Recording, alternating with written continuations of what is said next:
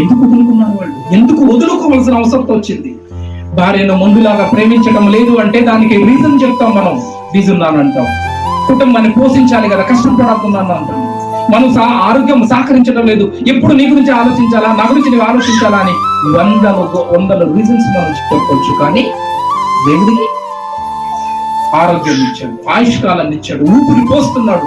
నిజంగా ఈ రోజు సాయంత్రం అండి కాంతివేళ ఆరాధన జరుగుతున్నప్పుడు చుట్టూ గాలి రాకుండా ఫ్యాన్ గాలి మాత్రం ఉండండి.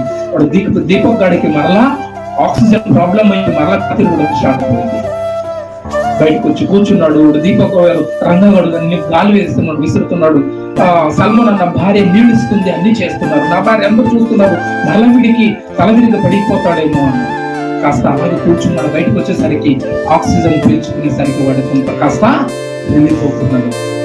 అప్పుడు రంగ అన్నాడంట, నేను బయట లోపల వాక్యం